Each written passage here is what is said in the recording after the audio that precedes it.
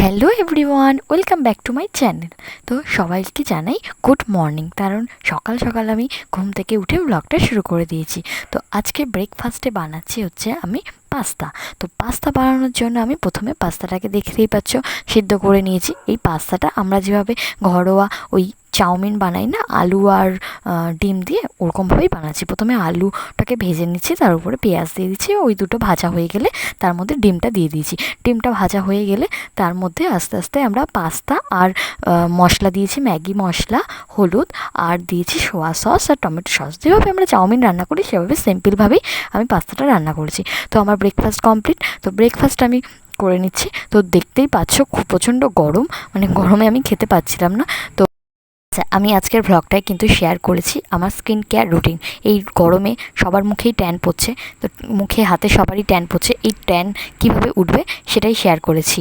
তো এটা দেখার জন্য কিন্তু ভিডিওটা পুরোটা দেখতে হবে, ঠিক আছে? তারপরে আমি চলে গেছিলাম হচ্ছে গিয়ে মার্কেটে গিয়ে আমি লস্যি কিনেছি আর জলজিরা কিনতে কিনেছি হচ্ছে গিয়ে পাইনি বলে একটা চাট মশলা।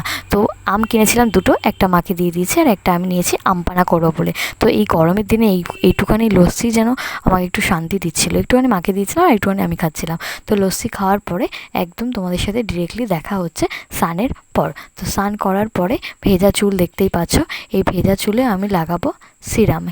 আমি এখানে সিরাম ইউজ করেছি গুড ভাইবসের হেয়ার ফল কন্ট্রোল অনিয়ন সিরামটা। তো সিরামটা ইউজ করার পরে চুলটা ভালোই সিল্কি থাকে। তো এই সিরাম ইউজ করার পরে আমি আমার এবার স্কিন কেয়ার, মানে যেটা আমি প্রতিদিন করি, এটা আগের দিন কিছুটা করেছিলাম, বেঁচে ছিল, ফ্রিজে রেখেছিলাম। তো এটার মধ্যে আমি কি দিয়েছি, টক দই, মুলতানি মিট্টি, অ্যালোভেরা জেল, আর দিয়েছি টারমারিক পাউডারটা ইউজ করেছি এলফ গুডনেসের টারমারিক পাউডার। তো এই কটা জিনিস ভালো করে মিশিয়ে নিয়ে সেটাই অ্যাপ্লাই করব। আমি এটা মুখেও ইউজ করি, হাতেও ইউজ করি। আমাদের হাতেও ট্যান পড়ে, মুখেও ট্যান পড়ে। তো এটা প্রত্যেক দিন ইউজ করলে কিন্তু ফল পাওয়া যায়।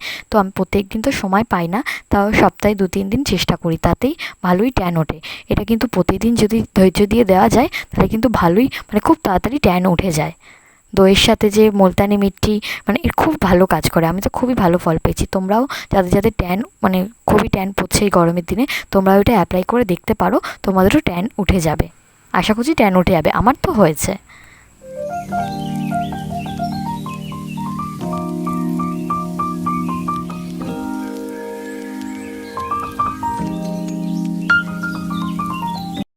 10-15 মিনিট রেখে আমি মুখটা ধুয়ে ফেলেছিলাম।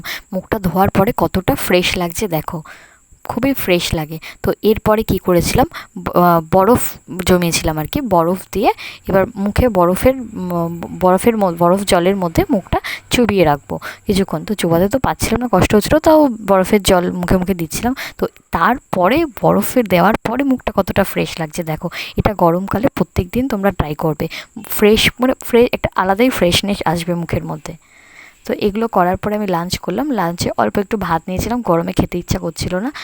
আর কি কারই ভাত খেতে ইচ্ছা করে, আমার তো একদমই ভালো লাগে না। এরপরে করেছিলাম আম পানা, যেটার জন্য আমি সারা সকাল থেকে ওয়েট করছিলাম।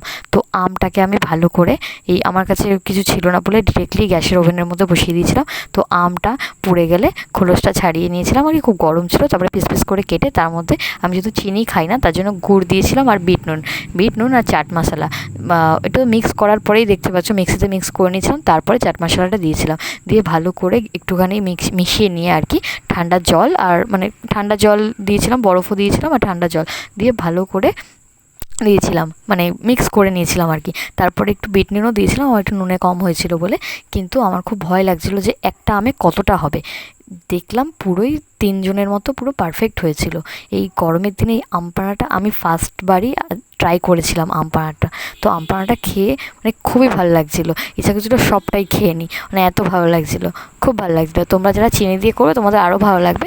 আমি আসলে আমার বাড়িতে চিনি খাই না যেহেতু, আমি গুড় দিয়ে করেছিলাম। তারপরে আমি সন্ধ্যাবেলা তোমাদের সাথে দেখা হচ্ছে। তো সন্ধ্যাবেলা একটুখানি সাজুগুজু করে নিয়ে চলে গেছিলাম স্মার্ট বাজারে। তো এটা হচ্ছে গিয়ে আমার কেনাকাটি করার পরের ভিডিও। তো বাজার টাজার করার পরে একটুখানি পাপড়ি চাট খেয়েছিলাম, পাপড়ি চাট খেয়ে বাড়ি চলে এসেছিলাম। আর ড্রেস পরেছিলাম এইটা, গরমের দিনে এরকম ড্রেস পরতে সত্যি আমার খুব কমফোর্টেবল লাগে। তো কী নিয়েছিলাম দেখো, একটা বডি ওয়াশ নিয়েছিলাম, বডি ওয়াশ আমার শেষ হয়ে গেছিলো, তো বডি ওয়াশ 400 ml বডি ওয়াশটা নিয়েছিলাম, 400 ml বডি ওয়াশ নিয়েছিলাম।